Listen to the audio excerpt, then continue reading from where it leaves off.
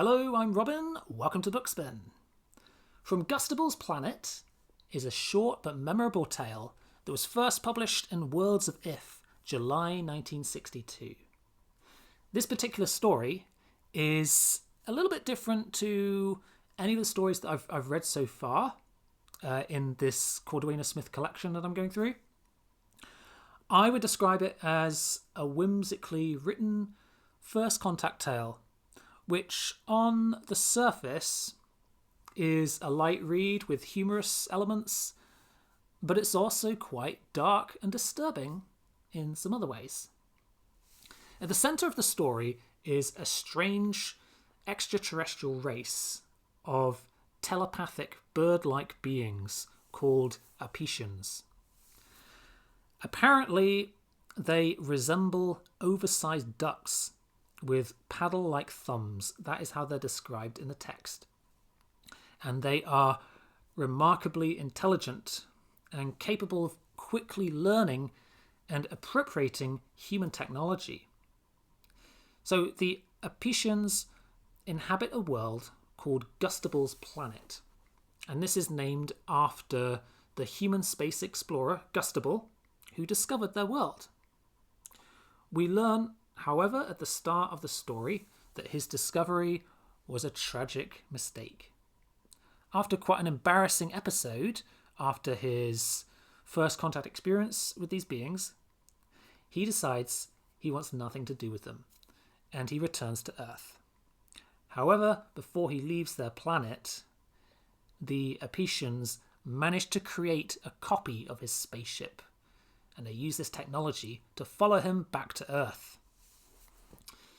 So, what follows is something like an alien invasion, as a number of these creatures start to settle on Earth.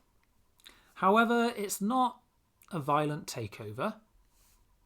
They instead manage to persuade humanity through psychic manipulation to tolerate their presence, and that force would never work on them.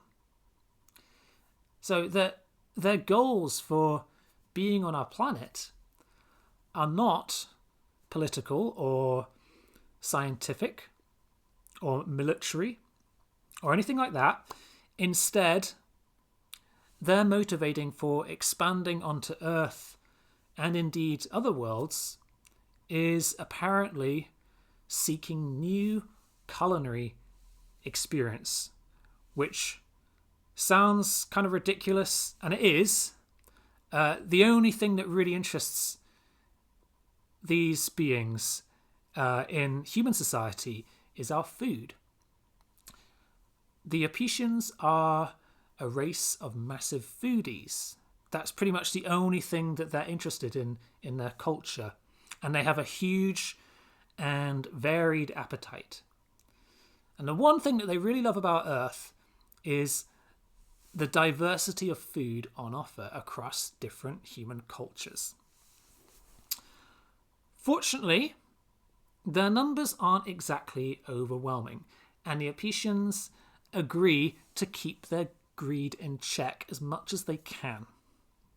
Nevertheless, the people of Earth quickly grow sick of these gluttonous aliens and their uncivilized ways, and really wish they would just go. But they know that fighting them or going to war with them is not an option. So that is how the plot is kind of set up. The plot then unfolds when an individual known as the Lady Chow decides to set up a diplomatic meeting among a number of representatives of the Apetians, including the leader, who is called Schmext. I'm not sure if that's how you're supposed to pronounce it, but I tell you what, Cordwainer Smith did like to come up with some pretty weird names for his characters. So the idea in setting up this meeting is for her to set up a huge traditional Chinese banquet, which will satiate the enormous hunger of this group of Apetians, right?